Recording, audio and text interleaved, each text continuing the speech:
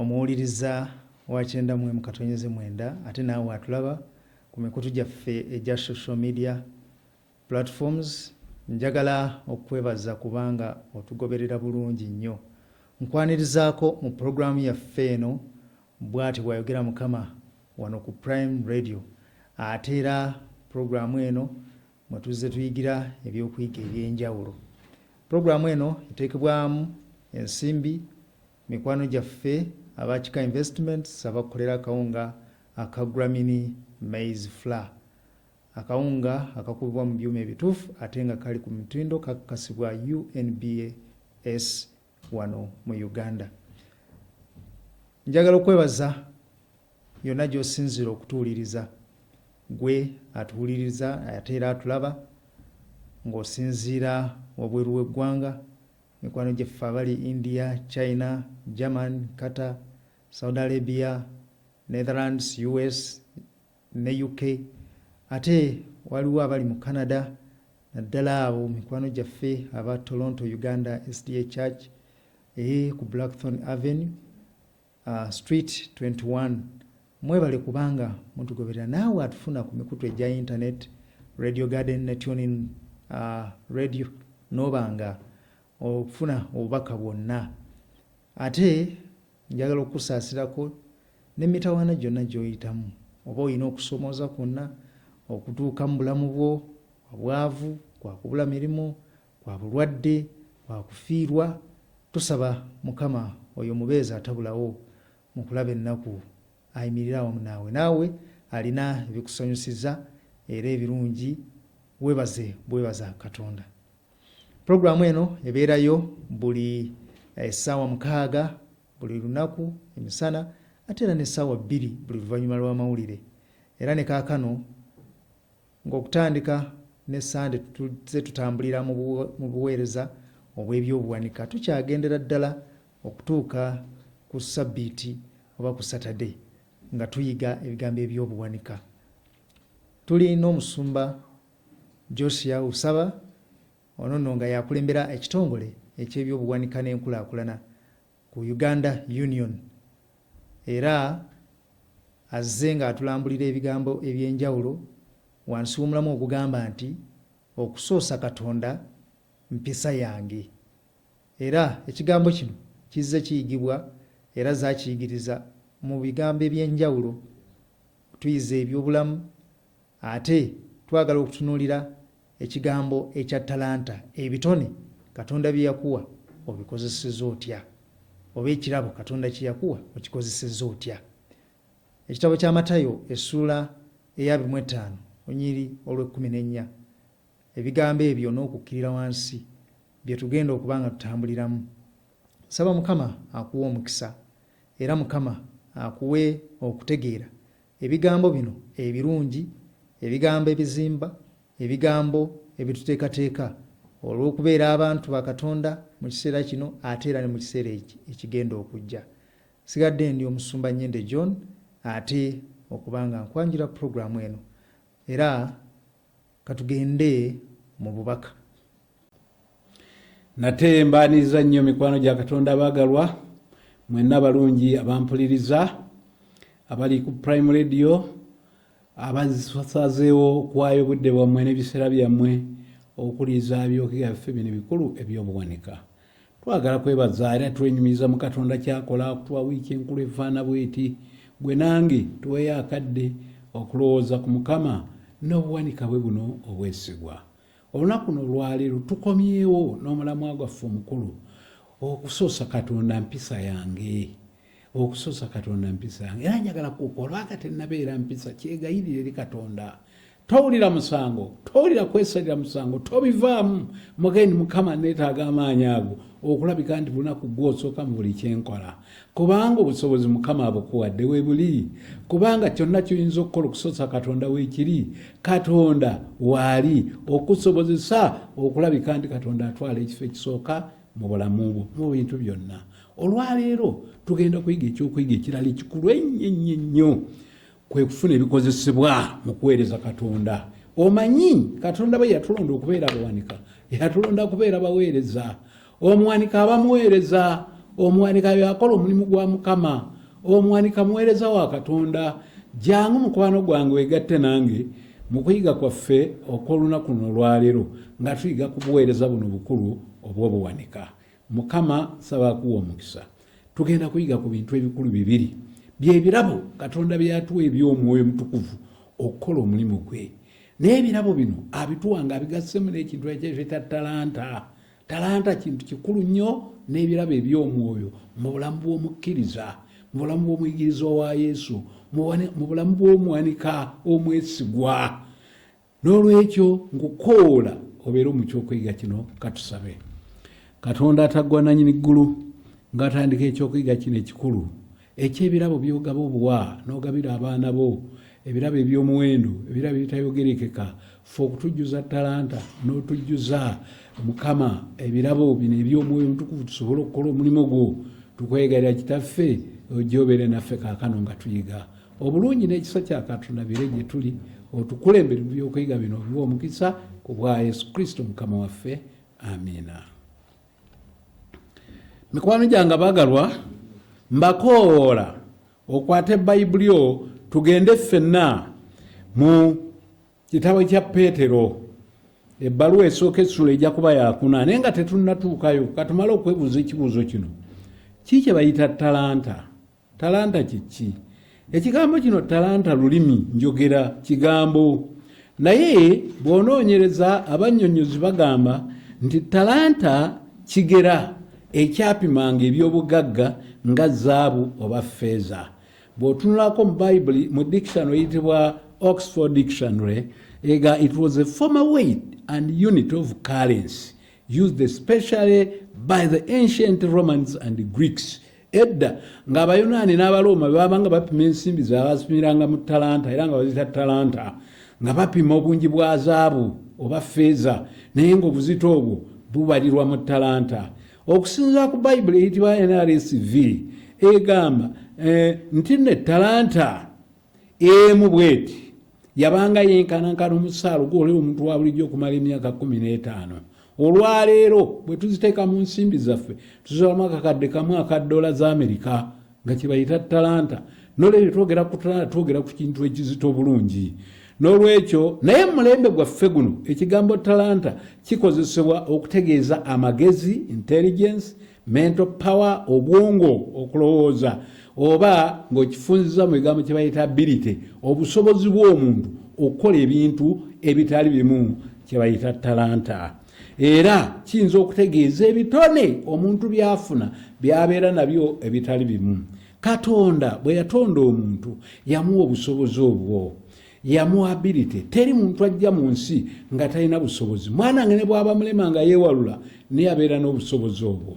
Nziikira omulundi gumu omuvubuka omu yabeera ng'ali mwana ng'avubuse bw'ati, yali akyasoma naye ng'ayiza okuwandiika, n'abeera mu kkanisa naye yalutwa edda n'akwatibwa obulwadde obwamugongobaza nga tayinza kuva wansi.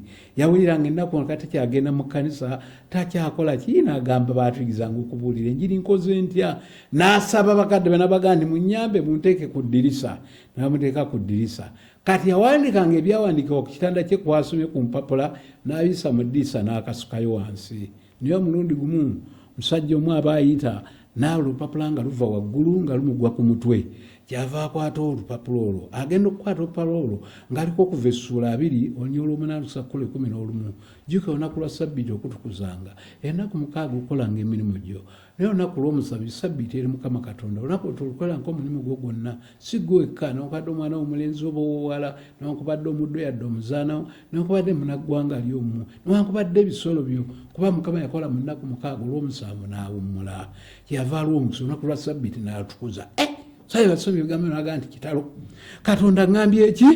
Era ye yatwala nti olupapula olwo luvudde mu ggulu, Katonda yalumuwadde. Musajja n'akwata olupapula olwo n'agenda nalwo n'ateeka n'akuŋŋaanya abamaka ge n'abayigiriza n'abaka Katonda mpadde obubaka okuva mu ggulu twekukuma Ssabbiiti. Olunaku olw'omusanvu yeeriwa n'atandika okunoonya. Ekkanisa agenda omutuukako ng'akuŋŋaanyizza abantu abayira 40 mu maka ge abakuuma Ssabbiiti olunaku olw'omusanvu, naye nga obubaka bwava mu ggulu. Olaba omwana ono yadde yali mulema naye yakozesa kitono ky'amaanyi ekyokuwandiika n'okuyiiya nti olupapula luno kandusuula ebweru oba oliawo eryo gwe luligasa abilities obusobozi obwo. N'olwekyo Petero kyeyava agamba ng'ayogera ku mulimu guno nga buli muntu bwe yaweebwa ekirabo nga mukiweerezanga mwekka na mwekka bwe mutyo ng'abawanika abalungi ab'ekisa kya Katonda ekitali kimu. Abange, ekisa kya Katonda kyatukwatirwa buli omu ku ffenna abampuliza abalungi n'atuwa ebirabo ebitali bimu eby'omuwendo omungi bye tusobola okukozesa. Ebirabo bino talanta n'ebirabo eby'omwoyo bisobola okukola omulimu gwa Katonda. Olunyiriri olw'okumi lugamba nti omuntu yenna bw'ayogeranga ayogerenga ng'ebiragiro bya Katonda bwe biri. Talanta yakwogera. Naye omuntu yenna bw'aweerezanga aweerezanga amaanyi ga Katonda gamuwa bwe gali. Yo talanta yakuweereza. Mu byonna Katonda agunyuzwenga ku bwa Yesu Kristo alina ekitiibwa n'obuyinza emirembe n'emirembe. Ebitone byo talanta zo oba ebirabo bye eby'omwoyo biyamba okuweereza Katonda n'okumugulumisa. Njala bategeeza nti Katonda bwe yatonda omuntu yatutondera ekintu kimu kumuweesa kitiibwa kumugulumisa mu nsi eno kuyamba abantu bannaffe be tubeera nabo okutegeera Katonda n'okutambula naye. Katonda yatutondera ekintu kimu okufuula ensi yaffe eno ekifo ekibeerekamu nga buli muntu asobola okubeeramu n'abeera musanyufu ng'abeeragana n'abantu abalala. Yesu Kristo yayigiriza bulungi ensonga eno bwe yajanjula Matayo 25 onyolo 14 tuza kulwasa n'agamba nti akubanga buli ng'omuntu eyali agenda okutambula mu nsi endala n'ayita abaddu be n'abalekera ebintu bye n'abagamba atya n'awa omu ettalanta 5 omulala 2 omulala 1 buli omu ng'obuyinza bwe bwali ye n'agenda. Omuntu ono ayogerwako ye Katonda mugagga nanyini talanta. Abantu aboogerwako ye gwe nange buli omu olina obusobozi bwe yakuwa oba bw'amagezi oba bwa mubiri oba bwa kutegeera oba bw'amaanyi oba bwa bugagga oba bwa bintu byansi. Katonda yabukuwa busobozi bukulu nnyo. Katonda yabukulekera naye yawa buli muntu nga obusobozi bwe buli. Omu yamuwa 5 omulala 2 omulala 1. Amawulire amalungi teri atalina. Kati mukwano gwange eyo gy'otudde nja kutegeeza naawe olina talanta. Mu buweereza bwange nga busaba nsanze abantu bangi abambuza naye talanta nze oba nina talanta ki? Ekyosinga okutegeera n'okusobola okukola kyosinga okwagala mu bulamu ye talanta yo bwe busobozi Katonda bw'akuwadde era bw'ayagala okozese mu mulimu guno okulabika nti buteekateeka omulimu gwa Katonda ogenda mu maaso naye talanta olina. Wuliriza amangu ago oli yaweebwa ettalenta 5 n'agenda n'azisuubuzisa n'aviisaamu ettalanta 5 endala. Njagala nnyo mu lunyiriri lw'16 okwata ekigambo n'azisuubuzisa n'aviisaamu n'azisuubuzisa n'aviisaamu. Ekigendero kya talanta Katonda z'akuwadde si kutereka buteresi nedda. Obuwanika twagamba nti it's a management kulabirira n'obwegendereza okuviisaamu amagoba eri omugagga. Ebintu bye byonna bye yakuwa obusobozi bwonna bwe yakuwa gwe ng'omuwanika kuviisaamu magoba. Eno yenjawulo wakati w'omuwanika steward n'omuwanika treasurer. Treasurer bamuwa ebintu okubiwanika omulimu gwe kubikuuma bulungi nga bwe baabimuwadde. Era treasurer bwe tumuwa akakadde kaffe twala tukasange nga bwe kali. Era kinyuma nnyo bwe tubanga twamuwa akakadde ka 5,500 n'atatuwa ka 1,000 watuwa 1,000 tutegeera nti sente zaffe yazijjawo n'azikozesa ebibye okujjako nga yaziteeka mu bbanka. Nekya bbanka nja kyogerako. Naye treasurer asubirwa bwe mwamuwa akadde okubaddiza akakadde bwe mukeetaagira. Naye omuwanika bwe bakuwa akakadde bakusubiramu 2, 3, 10 kuviisaamu. Ekyo Katonda kye yakuwa. Ekirabo kyonna ky'olina talanta yonna gy'olina mu buwanika buno bwaffe bwa steward tosuubirwa kukikuumanga bwe kiri. Eyo principle njagadde mugikwate n'azisuubuzisa n'aviisaamu talanta 5 endala. Njagala owulirize olwa 17 bw'atyo n'oli yaweebwa talanta 2 n'aviisaamu endala 2. Owulidde n'aviisaamu 2 endala naye yazikozesa yazisuubuzisa yamanaginga bulungi yalabirira yaviisaamu. Otegedde kati bw'osoma nnyo 18 naye oli yaweebwa emu n'agenda n'asoma mu ttaka n'akweka effeeza ya mukama we oba oli ekyamuweeseemu ng'alwani n'obusobozi bunafunafu oba oli awo n'okumalirira si mumalirivu kubanga buli muntu bayibuli egende baamuwanga obusobozi we buli. Biro bingi bwe byayita mukama w'abaddu bali n'ajja n'abala nabo omuwendo. Kigambo kikulu ekyo. Njagala mukama w'abaddu n'ajja n'abala nabo omuwendo, accountability. Wano waliwo ensonga nkulu nnyo mu buwanika. Njagala okutegeeza nti empisa y'abawanika kwe kuba nti bateeka okuwa accountability. Ebintu byonna Katonda byakuwadde, oba bulamu ojja ku accounting gye wabulabirira, oba magezi ojja ku accounting gye wagalabirira, oba nga ojja kulaga amagezi g'obusobozi bwe ekitiibwa kyo, influence gy'olina, engeri gy'okikozesa okwesa Katonda ekitiibwa. Muno mwe muli obugagga, ensimbi zo, mwe muli obugagga, ente zo, mwe muli obugagga obw'ensibo, ettaka lyo, mwe muli obugagga amayumba go, mwe muli obugagga mmoroka zo, mwe muli obugagga amaduuka go, mwe muli obugagga factory zo, n'ebintu byonna by'okozesa byetaaga accountability. Ndi mukwano gwange omugagga Yesu Kristo bwe yabikuwa n'atambula n'addayo mu ggulu ng'akomyewo kiki ogenda okulaga mu maaso ge. N'oli aweebwa ettalanta 5 n'ajja n'aleeta ettalanta 5 endala n'agamba nti mukama wange wandekera ettalanta 5, laba naviisaamu ettalanta 5 endala. Yalina 10. Ago mawulire malungi nnyo nga nkwesimisa omuwanika omulungi ampuliriza. Bw'obanga oli ku bwanika w'ettalanta 5 mukama we agamba atya? N'amugamba nti weebale, oli muddu mulungi mwesigwa, wali mwesigwa mu bitono, ndikusigira ebingi, naye kankuwe n'ekirala, yingira mu ssanyu lya mukama wo. Mikwano gya Katonda baagalwa, mukama waffe Yesu Kristo, Katonda kitaffe, omwana omutukuvu, bamalayika abalungi baagala okubeera nabo ebbanga lyonna. Omusajja bamugamba nti yingira mu ssanyu lya mukama wo. Ekikulu ku ttalanta zino kwe kuba nti zikusobozesa okugabana ku ssanyu ne mukama wo Yesu Kristo, Katonda omulamu w'eggulu. Yingira mu ssanyu lya mukama wo. Njagala weetegereze.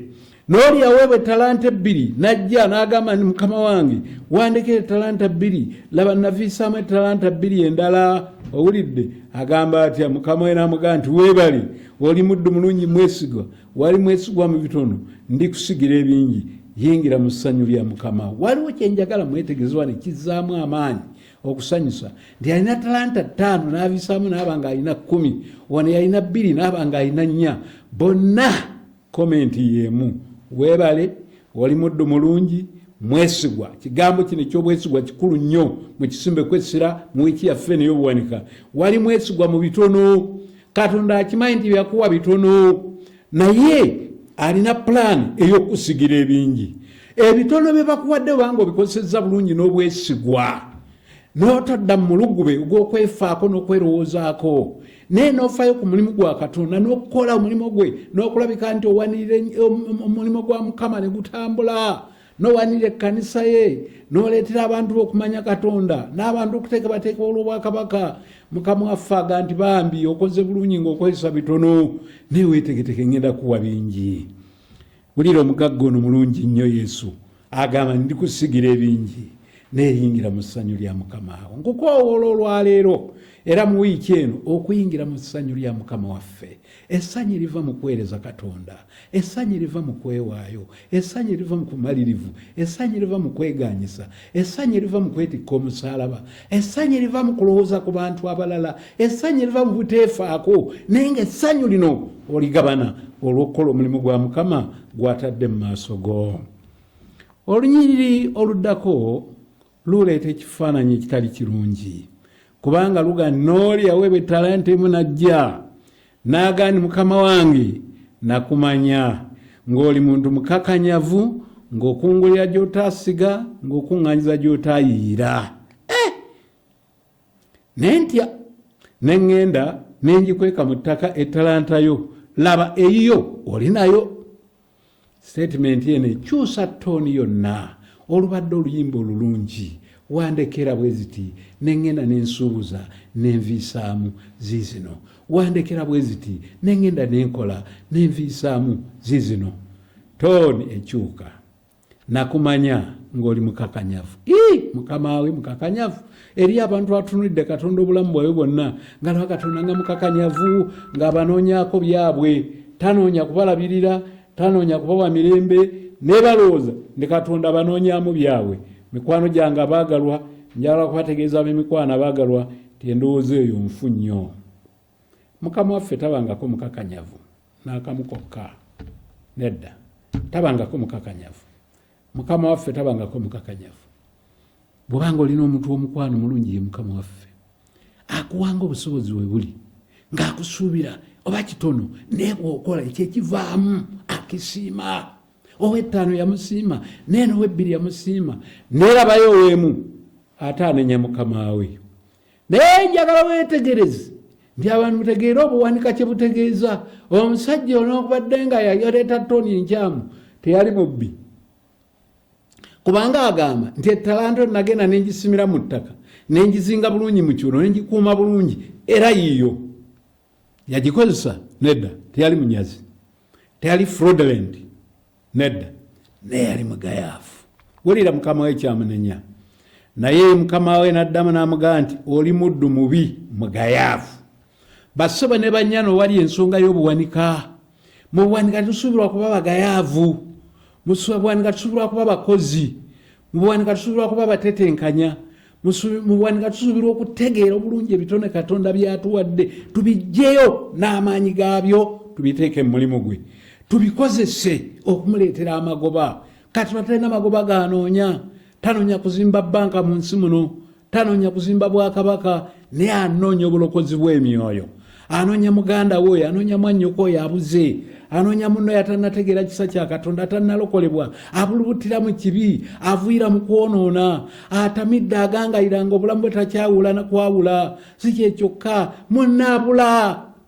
Naye ggwe oli mu nsi, talanta ya Mukama waffe ogiziise, oli muddu mugayaavu.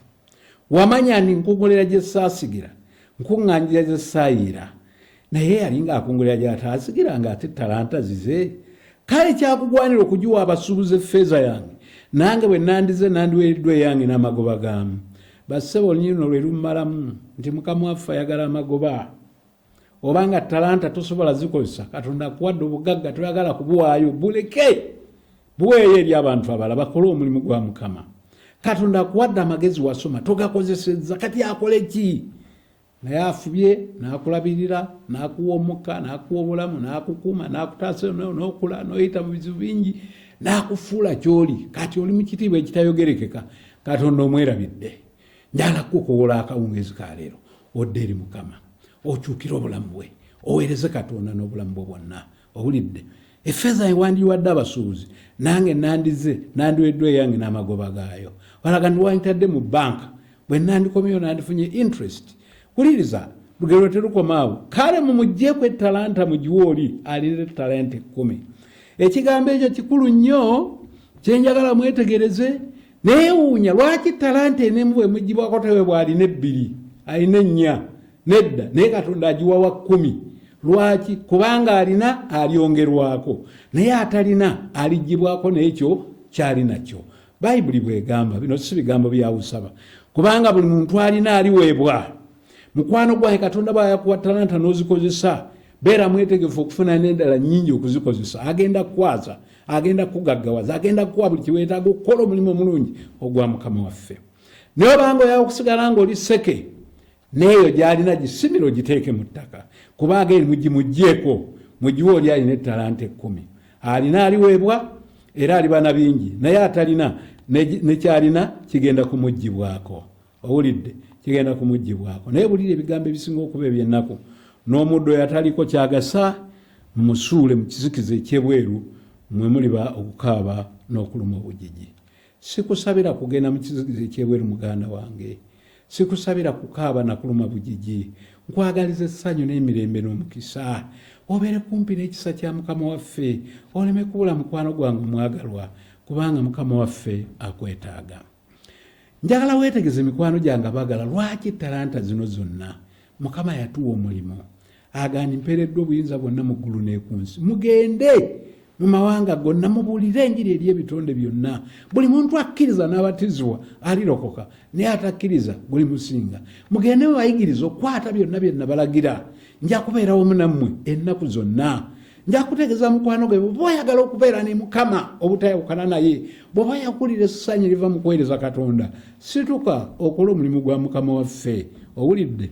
Kubanga Mukama waffe mwetegefu okubeera naawe. Mukama waffe mwetegefu okuweereza. N'olwekyo njagala kutegeeza muganda wange omwagalwa, ni Mukama akukoola leero, kubanga yasuubiza abayigirizwa n'abagamba kasita munaasituka okukola omulimu muliweebwa amaanyi Omwomutukuvu alimala okujja ku mmwe. Munaabeera baweereza bange mu Yerusaalemi, Samaliya, mu Yudaaya n'okutuuka ku nkomerero z'ensi. Amaanyi gano ag'omwoyo kirabo okuva eri Katonda ekiweebwa abayigirizwa bonna. Kasita okkiriza okubeera omuyigiriza wa Yesu ajja kuwa obusobozi. Kaakati katwogere katono okubeera eby'omwoyo nga tuwumbawumba. Birabo eby'omwoyo kye ki? Bw'omala okubeera omuyigiriza wa Yesu Kristo, n'omala okutegeera talanta by'ebitone eby'obuzaale Katonda byakuwadde by'oyinza okukuza okuyita mu kusoma oba mu kutendekebwa, ne weeyongera okuyiga n'okukola oba mu kuteeka amaanyi mu ekyo Katonda kyakuwadde. Naye buweereza obulungi Katonda akujjuza ebirabo eby'omwoyo. Amaanyi gano ag'omwoyo kirabo. Ekyo kikola ng'emmanduso ey'okubunyisa enjiri okutandikira mu biseera by'abatume n'okutuusa Yesu lw'anadda. Nkitegedde abaagalwa, bw'ayagala mugenda kuwulira mu Yerusaalemi, muve mugende mu Buyudaaya, bwe mumalako mugende mu Samaliya, mugendera ku nkomerero y'ensi. Olw'ekyo omulimu gwa Mukama waffe gukyatambula, kuba ggwe nange tetunnatuuka ku nkomerero y'ensi.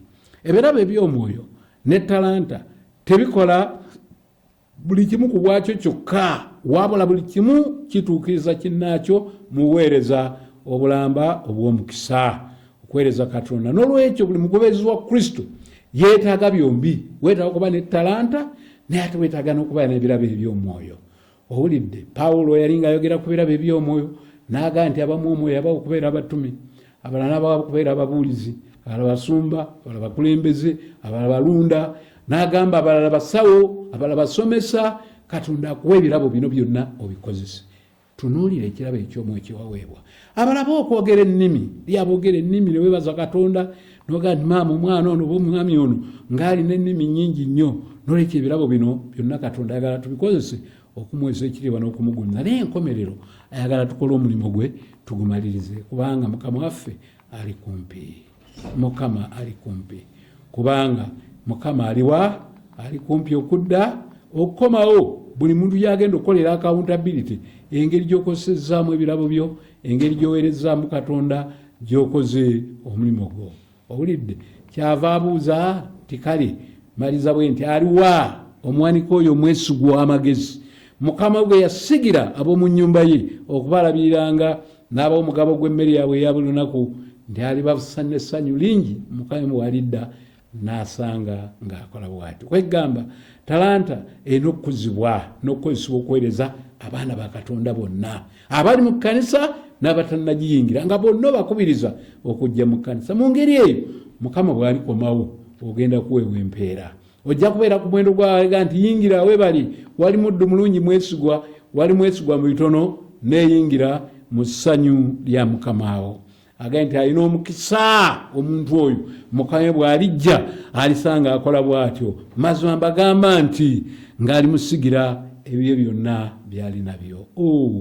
Nga kiriba kikulu nnyo okulaba nti ebirabo byaffe eby'omwoyo ne talanta bitukozesezza obulungi mu mulimu gwa Mukama waffe, n'ebibala bingi ate bitugasse mu ssanyu lya Mukama waffe okubeera naye emirembe n'emirembe. Talanta yo gimanyi, ekirabo kye Mukama kyakuwa okimanyi, njala kukoola olwali okiteeka mu kukozesa. Olina talanta gy'obadde osirikidde, olina ky'owulira ng'olina obusobozi n'amagezi ng'oyaaya n'okikola naye nga tokitaddeeko mwoyo. Waliwo owulira omwoyo nga nti fuluma ogenda otegeeza omuntu oli ku bulungi bwa Kristo n'owulira nga kizitowa. Waliwo omuntu wamwoyo lwaga nti omusajja omuwa emmere oba muwa olwendo lw'amazzi oba muweeyo ensimbi omuyambe ebizibu byalina n'owulira ng'okaluubirizibwa.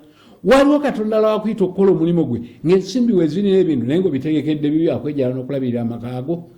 Mukama akukoola leero oweeyo obulamu bwo n'obugagga bwo bwonna okukola omulimu gwe. Katusabe.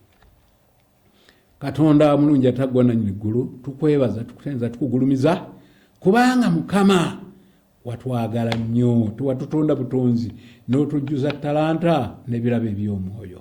Leero Mukama tukoowodde okubiteeka mu kkola, tusonyiwe bwe tatadde mu kukozesebwa. Era Mukama tusonyiwe tubeeranga omusajja oli omuddu eyaddira talanta n'agikweka mu musenyu mu kiwero. Talanta zo nnyini tuzituulidde, tesooka ossa bitone bye watuwa, ebyenkolagana n'abantu, influence tulina, obugagga bw'otuwadde, amagezi g'otuwadde, amaanyi, emikwano, okumanyibwa n'ebirala bingi bye tweyagaliramu ne bituwa enkizo. Naye mu nkizo eyo tagikozesa kuyamba balala kukutegeera. Naye leero tukoowodde Mukama tukozese ekisa kya Katonda okulabeka nti enkizo zaffe zituuka ku bantu bonna. Nsaba omukisa gwa Kitaffe Mwana Omwoyo Mutukuvu gubeere naffe, gubeere n'ekibiina kyonna, gubeere n'abawuliriza, abaddu abali ku Primary Radio olwaliro bambaza amaanyi ga Katonda, abalwadde bawonye, abaweddemu amaanyi bazzeemu amaanyi, adde bakubagiza obawa amaanyi, abalowooza nti wabalekerera bamanyi nti buli muntu yenna ne bw'aba mwana muto alina talanta, alina ekirabo. Kasita aba nga yakkiriza okubeera omwegirizwawo. Omukisa gwa Kitaffe n'Omwana gutusibule n'emirembe ku bwa Yesu Kristo Mukama waffe. Amina.